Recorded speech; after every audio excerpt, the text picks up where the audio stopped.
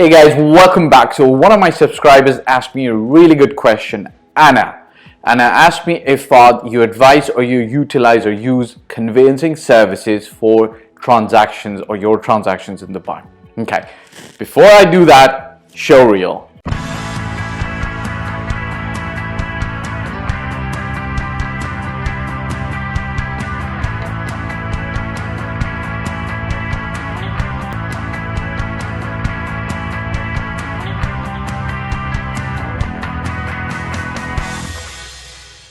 Okay, check this out and welcome back.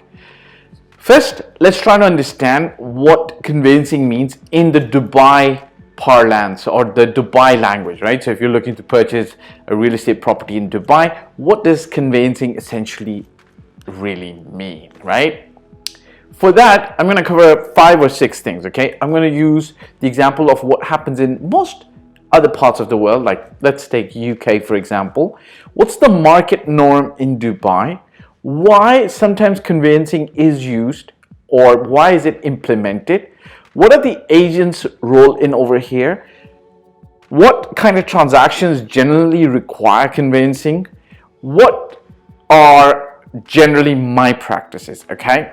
So we don't need to actually write a lot on the board. Let me just quickly cover it, okay? But in rest of the world, okay, generally speaking, this is what happens, okay? RO stands for rest of the world. This is what essentially happens.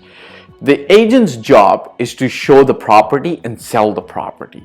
Because the agent is not a lawyer, his job is not to complete the legal documentation, the legal steps for the name or the title transfer to happen, okay? So the agent shows the houses, it's the agent, it's the lawyer whose job is to transfer from seller, S for seller, or B for buyer, okay? Agent shows buyer houses, it's the lawyer that ensures that seller's title or ownership transfers to the buyer on a set date for a set amount of money.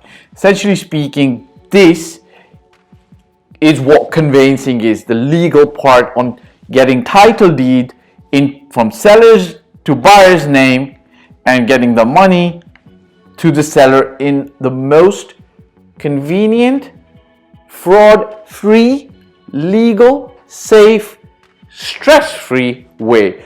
Whose job is that in the rest of the world? The lawyer, not the agent, okay? So that's the general norm, most of the world, okay? Not everywhere, obviously, you know. When I say general world, I mean the UK, Canada, US, and so on and so forth. What's the market norm in Dubai, okay? Dubai's industry is about 25 max years old. Generally speaking, it's interesting. Bless the agents who you know trailblazed the future for all the other agents to follow. Essentially speaking, in Dubai, as the market was growing and expanding and taking off like the rocket, people used whatever template that they could to transact and make sales, okay?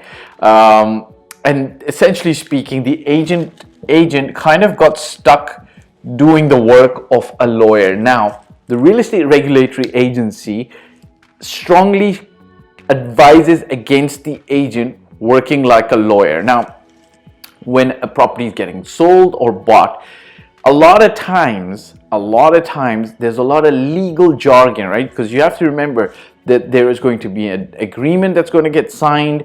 Generally speaking, in Dubai, that's the form F, okay, that gets signed and what RERA did is standardize it. But the form F doesn't contain all the contingencies, all the terms and conditions, and the full SPA or the sales and purchase agreement has more terms and conditions that are signed between the buyer, right? Now, these terms and conditions can be very expensive. When I was working for this $100 million plus fund, we had 3, sometimes 4 full-time lawyers drafting these SPAs, drafting them so that, you know, we would not get into any trouble with our sellers or the buyers. And obviously the lawyer's job was to protect the fund, and it was the agreements that they would make would mostly be heavy-handed. Well, I learned a lot from the lawyers that agreements should be completely balanced, but lawyers' job is to protect, generally speaking, the party that they're representing. I personally don't believe that. I personally believe that your job as the agent or a lawyer should be to hold yourself to the highest ethical standard. Okay, but that said, now you understand what conveyancing is. It's the legal stuff that's done to transfer title from seller to buyer and money from buyer to seller. In Dubai, the agents kind of got stuck with doing this, okay? Now, what's the rest of the market now?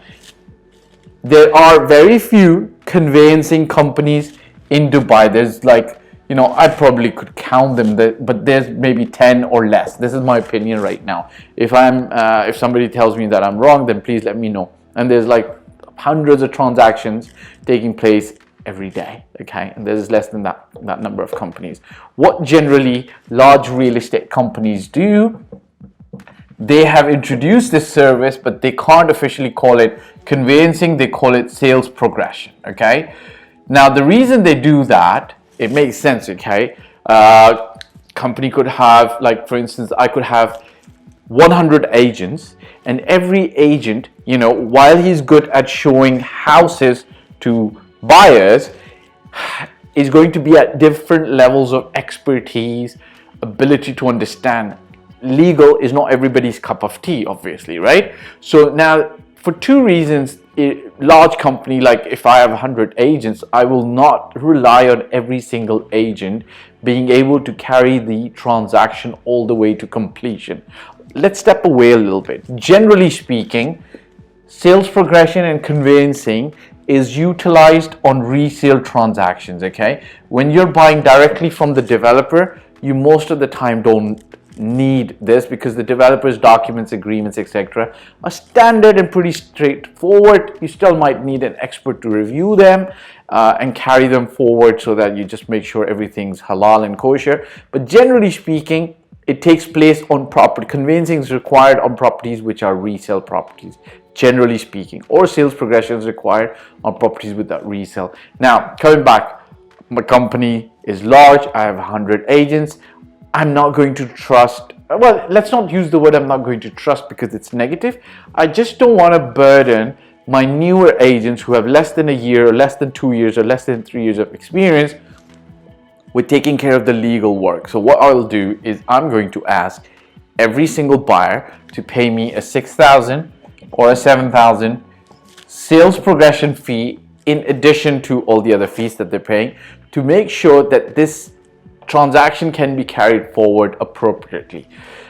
I suspect, it's called sales progression because the real estate companies aren't allowed to call it conveyancing. You could hire an unbiased conveyancer who are generally lawyers or have law degrees, even if they don't have a law degree to practice in Dubai, and they'll charge you almost the same amount, perhaps 2K more or 2K less, something like that, okay?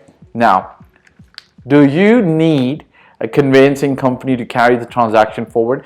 In my personal opinion, generally speaking, and this is what Dubai is going towards, right? You need a cardiologist to help you with a healthy heart. You need a brain surgeon to give you good brain neurons, right? You need a physiotherapist to help you start running again, right?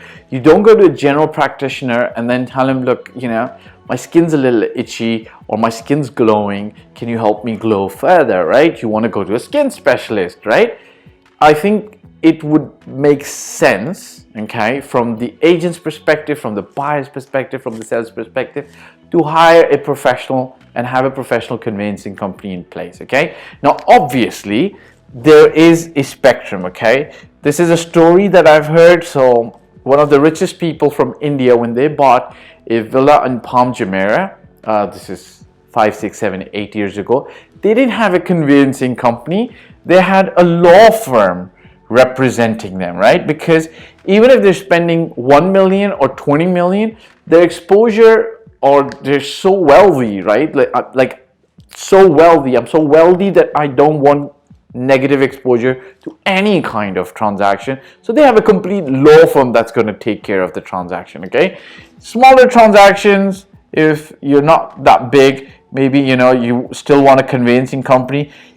Obviously, where transactions are less than 500,000, generally speaking, buyers and sellers are going to argue over this fee. 6 to 7,000. Oh my God, it's so bad. Blah blah blah. Here's the thing: most agents try to carry the transaction forward themselves, even the legal stuff. Now, I'm going to share a real story with you. Recently, I was involved in a transaction. Client is international from Singapore, and I was involved. He wanted me to handhold the whole transaction, oversee it, a decent sized transaction. And one of the main things that he was not comfortable with the way things were moving forward. And I was dealing on the other side with the particular agent, bless him, great person. And they had an in-house sales progression team. Okay. Now, because I had this prior exposure to, 3 lawyers drafting agreements for me and my team, I kind of looked at their sales and purchase agreement, and it felt like it was quite thin, quite flimsy, and didn't really protect the buyer who had engaged me to oversee the transaction. So obviously we made a few adjustments. Alhamdulillah, we carried the thing forward, but there was some very critical things that happened at some stage, and there was this one clause that I had recommended that we put in the agreement, and at that stage, that particular clause allowed my buyer to walk away. Obviously I helped him understand that this is not a big deal. We can still carry the transaction forward and take it to completion, but at least he had that option to walk away from the transaction without a penalty. Now, so at the small end or the 1 million mark, you're going to have buyers and sellers gawking at the why pay the extra fees. But as an agent, because this is an agent that's asked me a question, Anna, think about this, right? You're an agent, you're certified to sell properties, right? You're not a lawyer and you're not certified with legal jargon. So at any time, what you want to do is you want to get them the best advice possible and help them carry the transaction forward in the best way and protect yourself as well, right? I know most agents are well-meaning and they'd like to save them that money. But you know what? Some money saved here might cost you longer, right? If any term goes wrong, hopefully it doesn't. Some transactions are pretty tricky, okay? When there's foreign companies involved, offshore companies involved, if a company in Jebel Ali owns the property, these are trickier transactions. I would highly recommend a conveyancing company. If not, it's going to require an experienced agent at a certain level to carry this transaction forward. Okay. Last but not the least, mortgages, right? Mortgages are also very tricky. I think spent 45 days. I have had transactions that have gone over 6 months and files this thick, sometimes several files this thick. I would say was this transaction, 6 months and plus, 45 days, maybe this thick a file, mortgage seller, mortgage buyer, DIFC with a different jurisdiction and different rules and laws involved, and just things were a little challenging. And while I've done that transaction myself, I would prefer a conveyancer to handle this. Now, a little word of caution: just because you've got the professionals involved as the agent, it's not you don't walk away from the transaction. You're gonna have to pretty much stay on top of the conveyancing persons, not their head, but essentially explain to them, transactions are important. Are you dotting all the I's? Are you crossing all the T's, etc., so on and so forth. So my recommendation highly is use the conveyancer. As an agent yourself, your job is to do the showings and the selling. Stick to that, make more money. Nobody's going to complain and nobody's got a leg to stand on. That's your job. Why not make more money and be more happy? Number one. Number two, real estate companies have sales progression teams because we want our agents to be making more money and selling. That's their job. The job is not to carry the transactions forward, okay? You as the buyer and the seller, we should really address you as well, right? Look, you're spending 500,000 dirhams. You want this transaction to close in peace and without stress. Spend the extra 6,000 to 7,000 dirhams. Have the professionals carry the transaction forward, right? God forbid your agent makes a mistake.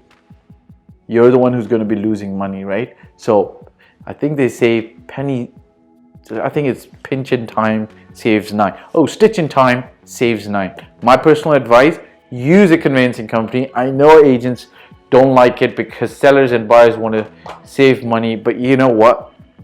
What do you want? You want to be professional and give good advice, or you want to be unprofessional and cost your clients money? Because, you know, as an agent, you're not a lawyer and you're not entitled, qualified, or allowed, generally speaking, by RERA to give legal advice that have legal ramifications. Okay, enough said. I think this will make sense. Okay, ciao for now. Okay guys, so thanks for watching. My name again is Fahd Dawood. I've been doing this for 14 plus years. I started in 2006 in Toronto, Canada, and since 2007 I've been doing this in Dubai. I generally talk about real estate, your life, my life, and our path to allowing financial bliss coming to us. If you want to work with me, such as buy a property in Dubai, or you need general advice, you can hit me up on in the contact form below. If you've liked this video, I'd appreciate if you subscribe, press the bell icon, and hit the like button and share it with other friends. Ciao for now.